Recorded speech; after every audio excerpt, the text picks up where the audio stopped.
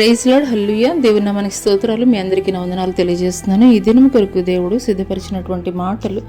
ప్రియ సహోదరి సహోదరుడా, నీ మనుషుల దృష్టిలో నేను గుర్తింపు పొందడం లేదు, మనుషులు నన్ను గుర్తించడం లేదు, లేదా నేను వెళుతున్నటువంటి సంఘములో, లేదంటే నేను వెళుతున్నటువంటి ఒక సంఘ కాపరి దృష్టిలో నేను లేను, నేను ఎన్నిక కాబడినటువంటి పరిస్థితుల్లో నేను ఉన్నాను.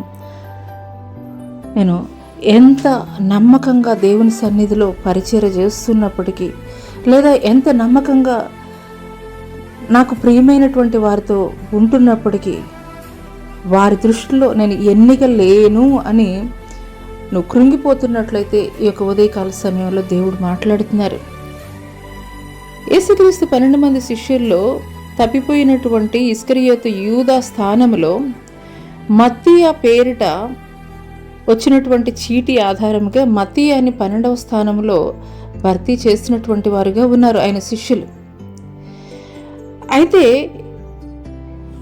యేసుక్రీస్తు ప్రభుల వారు దమస్కు మార్గమున క్రైస్తవుల్ని హింసించు నిమిత్తము వెళుతున్నటువంటి ఒక అపోస్తలుడైనటువంటి పౌలు గారిని దర్శించాడు. దర్శించినప్పుడు పౌలు అయితే కనుక మాట్లాడుతున్నారు, నువ్వు ఎవరివి అని చెప్పి మాట్లాడుతున్నప్పుడు అప్పుడు దేవుడు మాట్లాడుతున్నారు, నువ్వు హింసిస్తున్నటువంటి, నువ్వు ఏ ప్రజలనైతే హింసిస్తున్నావో ఆ ప్రజల యొక్క దేవుణ్ణి, నువ్వు హింసిస్తున్నటువంటి ఆ యొక్క దేవుణ్ణి అని చెప్పి దేవుడైతే కనుక మాట్లాడారు. ఆ తర్వాత దేవుడు దర్శించిన తర్వాత హింసకుడు, దూషకుడు అయినటువంటి ఒక అపోస్తలుడైనటువంటి పౌలు గారు ఎంతగానో పరిచర్య చేసినటువంటి వాడిగా ఉన్నాడు.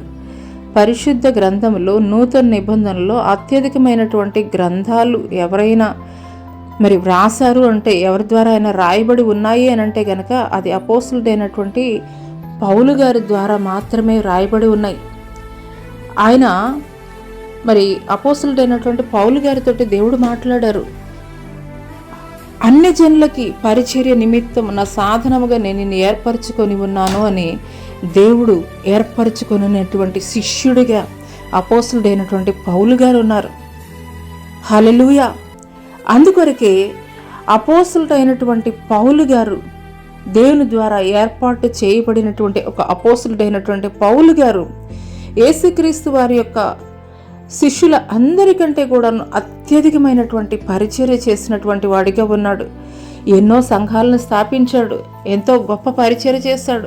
రాజుల ఎదుట, అధికారుల ఎదుట, ప్రధానుల ఎదుట ఆయన సువార్త ప్రకటించినటువంటి వాడిగా ఉన్నాడు. క్రీస్తు కొరకు శ్రమనందినటువంటి వాడిగా ఉన్నాడు. క్రీస్తు కొరకు హతసాక్షిగా కూడా మారడానికి వెనుతిరగనటువంటి వాడిగా ఉన్నాడు. హల్లెలూయా. ఈ మాటలు దేవుడు నా కొరకే మాట్లాడుతున్నారని నువ్వు విశ్వసించగలిగినట్లయితే మనుషులు ఇచ్చే ప్రాధాన్యత గురించి నువ్వు ఆలోచన చేయవద్దు, కానీ దేవుని దృష్టిలో, దేవుని యొక్క ఆలోచనలకు అనుగుణంగా నా కార్యాలు ఉండాలి, దేవుని దృష్టిలో నేను ఉండాలి, దేవుని యొక్క దృష్టిలో నేను గుర్తింపు పొందుకోవాలని నువ్వు ఆలోచించి, ఒక అబ్రహాముని నా స్నేహితుడు అని పిలిచాడు దేవుడు. ఒక మోషేని నా ఇల్లంతట్లో కూడా నమ్మకస్తుడు అని ఒక మోషే గురించి మాట్లాడాడు. అదే రీతిగా దేవుడు నిన్ను గురించి సాక్ష్యం చెప్పేటువంటి రీతిగా నీ యొక్క ఆలోచనలు, నీ యొక్క ప్రవర్తన దేవుడు మెప్పు కోసం నువ్వు చేసినట్లయితే నిశ్చయముగా దేవుడే నిన్ను గురించి సాక్ష్యం చెప్పేటువంటి వారుగా ఉంటారు. ఈ మాటలు వింటున్నటువంటి ప్రియ నేస్తమా, ఈ దినము నుండి దేవా, నిజముగా నీ మాటలు నేను స్వీకరిస్తున్నాను, నేను అంగీకరిస్తున్నాను.